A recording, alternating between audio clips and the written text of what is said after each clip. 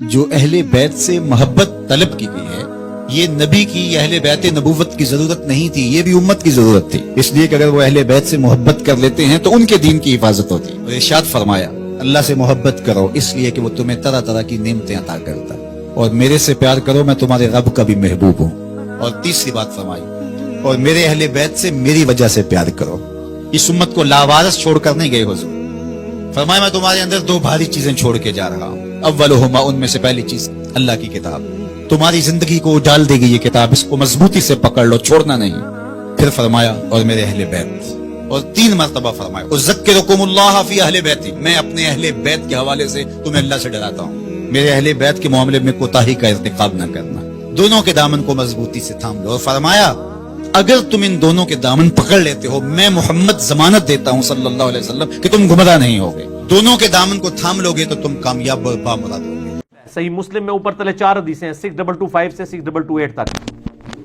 اپنی وفات سے تقریباً 2-2.5 مہینے پہلے خطبہ دیا آپ صلی اللہ علیہ وآلہ وسلم، فرمایا آگاہ ہو جاؤ میں بھی ایک انسان ہوں، قریب ہے کہ اللہ کا قاصد یعنی موت کا فرشتہ میرے پاس آئے اور میں اس کی دعوت کو قبول کر لوں۔ میں اپنے بعد تم میں 2 چیزیں چھوڑ کے جا رہا ہوں بھاری، ان میں سے پہلی چیز اللہ کی کتاب ہے، اس میں ہدایت ہے، اس میں نور ہے، یہ اللہ کی رسی ہے، جو اس کو پکڑے گا ہدایت پہ ہوگا، جو چھوڑ دے گا گمراہ ہو جائے گا۔ تو یہ آپ علیہ السلام خود فرما رہے ہیں اللہ کی رسی وَاعْتَصِمُوا بِحَبْلِ اللَّهِ جَمِيعًا وَلَا تَفَرَّقُوا، اور دوسری چیز میرے اہل بیت ہیں، ان کے معاملے میں تمہیں اللہ کا خوف دلاتا ہوں کہ ان کے ساتھ حسن سلوک کرنا۔ تو قرآن اللہ کی رسی، قرآن ہدایت کے لیے، قرآن جو ہے وہ گمراہی سے بچنے کے لیے قرآن کو پکڑنا، سب کچھ چیز تانا بانا ہے ہی قرآن کے گرد ہے۔ قرآن کو پس پش ڈال دیا تو 1 لائن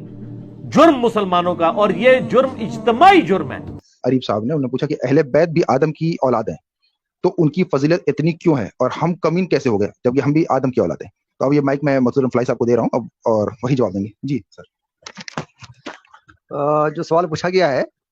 بیسکلی سوال مجھ سے نہیں جانا چاہیے تھا، اس لیے کہ ہم تو اس بات کے قائل ہیں کہ سارے انسان آدم کی اولاد ہیں، اور اچھائی یا برائی، فضیلت اور غیر فضیلت کا تعلق انسان کے اچھے اور برے عمل سے ہے۔ اگر کوئی قرآن کے لحاظ سے، حدیث کے لحاظ سے، نبی کریم صلی اللہ علیہ وسلم کے عمل کے لحاظ سے اگر کوئی شخص اچھا کام کرتا ہے تو وہ افضل ہے، اگر کوئی برا کرتا ہے تو غیر افضل ہے، چاہے وہ اس کا تعلق کسی خاندان سے ہو۔ کسی خاندان میں پیدا ہونا اس بات کی کوئی قطعی دلیل نہیں ہے کہ کوئی افضل بن گیا، اور کسی خاندان میں پیدا ہونا اس بات کی کوئی قطعی دلیل نہیں کہ وہ غیر افضل ہو گیا۔ افضل اور غیر افضل انسان کے اپنے عمل سے ہوتا ہے۔ ایک آدمی جو کسی غریب کی مدد کرے، کسی ضرورت مند کی مدد کرے، کسی مجبور کی مدد کرے، اچھا کام کرے، دنیا میں لوگ اس سے فائدہ پہنچے تو وہ اچھا ہے، وہ افضل ہے۔ ایک آدمی جو جس لوگوں کو نقصان پہنچے، وہ آدمی جس سے لوگوں کو تکلیف پہنچے، تو وہ بیسکلی جو ہے وہ افضل نہیں ہو سکتا، وہ غیر افضل ہوگا، وہ چاہے کسی خاندان پیدا ہوا ہو۔ اور میرا تو اسی پہ میں تو بات کہتا ہوں کہ قرآن کی جو آیت کے لحاظ سے سارے انسان برابر ہیں، سب آدم کی اولاد ہیں، اور جب سارے آدم کی اولاد ہیں تو آدم کی اولاد میں کسی خاص خاندان کو فضل دینا یہ قرآن کے خلاف ہے۔ کوئی شخص کہتا ہے میں فلاں خاندان سے ہوں، کوئی شخص کہتا ہے کہ میں فلاں خاندان سے ہوں، تو اس کا کوئی ثبوت نہیں ہے کہ ضروری ہے کہ ہو سکتا ہے کہ وہ غلط بول رہا ہو۔ کوئی یہ کہے کہ میں آدم کی اولاد ہوں تو اس کے پاس قرآن کا ثبوت ہے کہ ہاں بھائی سارے انسان آدم و حوا کی اولاد ہیں۔ یہ پوچھ رہے ہیں کہ اللہ کی نبی صلی اللہ علیہ وسلم کی حدیث کوٹ کیا ہے اور کہا کہ مسلم کی حدیث ہے یہ کہ میں تمہارے وجہ اللہ کی کتاب اور اپنے اہل بیت کو چھوڑے جا رہا ہوں۔ وہ کہہ رہے ہیں کہ مسلم کی یہ حدیث ہے، اس سے یہ ثابت ہوتا ہے کہ اہل بیت کی اہمیت زیادہ ہے، تو آپ کیسے یہ کہہ رہے ہیں؟ کیا ان حدیثوں کو بھی آپ انکار کر رہے ہیں؟ دیکھیے میں نے کہا جائے بھائی قرآن نے کہا ہے کہ جو ہے سارے انسان ایک ماں سے پیدا ہوئے ہیں، اور قبیلے خاندان پہچان کے لیے بنائی گئی ہے، اور اس میں افضل وہ ہے جو اچھا کام کرے۔ یہ جو حدیث کوٹ کر رہے ہیں آپ، جس نے کوٹ کیا ہے وہ مسلم کی جو ہے حدیث نمبر 2408 حدیث نمبر ہے۔ اس میں یہ کہا گیا ہے کہ جو ہے اللہ کی کتاب اور اپنے بیت اہل بیت کے بارے میں بات کی گئی، ثقلین جو ہے 2 چیزیں، 2 بھاری چیز ہو جا رہا ہوں۔ اس طرح کی حدیث سے جو ہے آپ کو جو ہے سنت ترمذی ملے گی، جس میں کہا گیا ہے کہ جو ہے اللہ کی کتاب اور اطرتی و اہل بیتی، اپنے اہل خانہ چھوڑ جا رہا ہوں۔ اس لیے اس طرح کی بہت سی احادیث کتابیں موجود ہیں، جس میں سے بعض کو محدثین نے موضوع کہا ہے